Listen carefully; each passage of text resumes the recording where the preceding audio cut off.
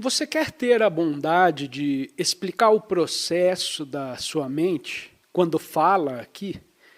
Se não acumula conhecimentos, se não tem um reservatório de experiência e de memória, de onde vem a sua sabedoria? Como consegue cultivá-la? Resposta: estou hesitante porque não vi as perguntas antecipadamente. Responderei espontaneamente e, assim sendo, terá de me acompanhar de maneira espontânea, abstendo-se de pensar pelas linhas tradicionais. A questão, pois, é de como a minha mente funciona e como acumulo sabedoria. Se não tem um reservatório de experiência e de memória, de onde vem a sua sabedoria? Como consegue cultivá-la? Antes de mais nada, como sabe que o que estou dizendo é sabedoria? Não riam, senhores. É fácil rir e passar adiante sem dar mais atenção à coisa. Como sabe que o que estou dizendo é a verdade? Qual o critério, qual o padrão que te serve de medida? A medida para a sabedoria? Pode dizer que isso é sabedoria e aquilo não é? A sensação é sabedoria, ou a reação à sensação é sabedoria. Senhor, não sabe o que é sabedoria e, portanto, não pode dizer que eu estou exprimindo sabedoria.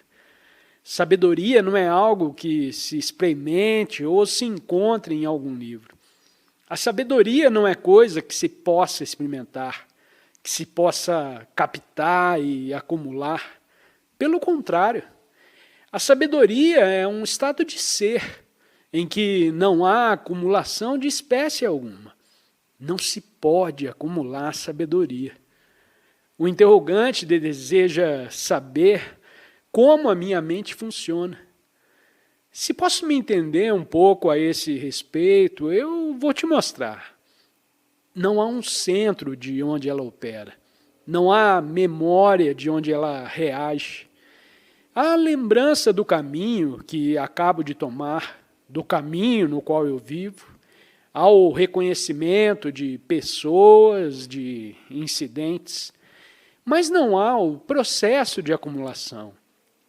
Não há o processo mecânico de gradual acumulação, no qual procede a reação. Se eu desconhecesse o uso do inglês ou de outra língua qualquer, não estaria em condições de falar. A comunicação no nível verbal é necessária para que possamos nos entender, mas o que se diz, como é dito e de onde é dito, isso é que tem importância. Quando se faz uma pergunta, se a resposta parte de uma mente que acumulou experiências e lembranças, essa resposta é então mera reação e não é, portanto, raciocínio. Mas quando não existe acumulação, o que significa que não existe reação, não há frustração, nem esforço e nem luta. O processo de acumulação, o centro acumulador, se assemelha a uma árvore de raízes profundas, dentro de um curso d'água, a juntar dejetos em redor de si.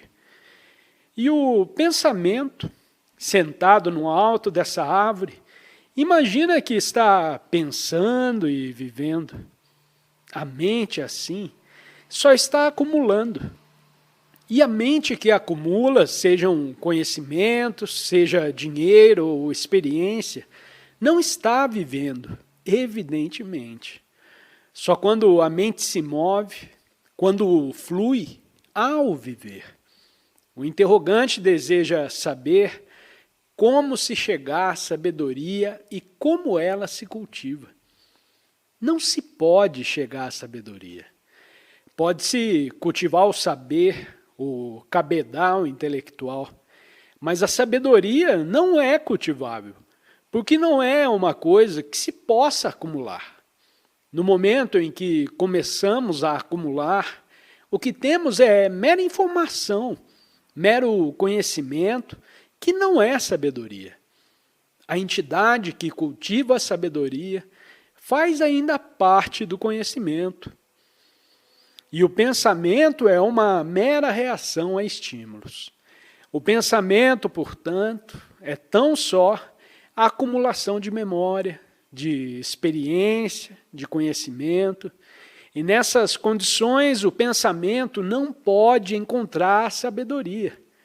Só na cessação do pensar há sabedoria. E a cessação do pensar só ocorre ao terminar o processo de acumulação. O que significa o reconhecimento do eu e do meu. Enquanto a mente funciona na esfera do eu e do meu, que é apenas reação, não haverá sabedoria. Enquanto falo, estou cônscio das palavras que pronuncio, mas não estou reagindo à pergunta de um centro. Para se descobrir a verdade de uma questão, de um problema, o processo do pensar, que é mecânico e que conhecemos, tem de parar. Significa isso, portanto, que há necessidade de um completo silêncio interior. E só então conhecerá aquela ação criadora que não é mecânica, que não é mera reação. O silêncio, pois, é o começo da sabedoria. Veja, senhores, isso é bastante simples. Quando tem um problema, sua primeira reação é pensar a respeito e resistir, aceitá-lo ou livrar-se dele por meio de explicações. Não é assim? Observe a você mesmo e verá. Tome qualquer problema que surgir e verá que a reação imediata é resistir ou aceitá-lo. Ou se não faz nenhuma dessas duas coisas, você o justifica ou o afasta com explicações. Assim, quando se faz uma pergunta, sua mente é logo posta em movimento, como uma máquina, reage de pronto. Mas se quiser resolver o problema, sua reação imediata será o silêncio e não o pensar. Quando essa pergunta foi feita, minha reação foi o silêncio. E estando em silêncio, vi logo que onde há acumulação, não pode haver sabedoria. Sabedoria é espontaneidade. E não pode haver espontaneidade ou liberdade enquanto há acumulação de saber, de memória. Assim, o homem de experiência não pode ser sábio, nem um homem simples. Mas o homem que está livre do processo de acumulação é sábio. Sabe o que é o silêncio. E tudo o que procede desse silêncio é verdadeiro. Esse silêncio não é coisa cultivável. Não há nenhum meio, nenhum caminho que a ele conduza. Não há um como. O perguntar como implica cultivo. Não passa de uma reação do desejo de acumular silêncio. Mas ao compreender todo o processo da acumulação, que é o processo do pensar, conhecerá então aquele silêncio de onde brota a ação que não é reação. E pode-se viver nesse silêncio a todas as horas, pois não é um dom, uma capacidade, nada tem a ver com capacidade.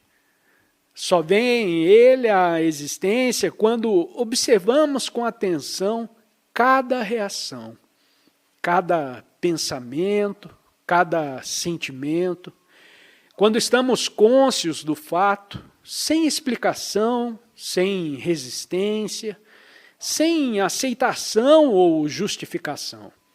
E ao perceber o fato com toda clareza, sem o obstáculo de barreiras e cortinas, então a própria percepção do fato dissolve o fato e a mente fica tranquila. Só quando a mente está muito tranquila, sem fazer esforço algum para estar tranquila, só então ela é livre. Senhor, só a mente livre é sábia, e para ser livre, a mente tem de ser silenciosa.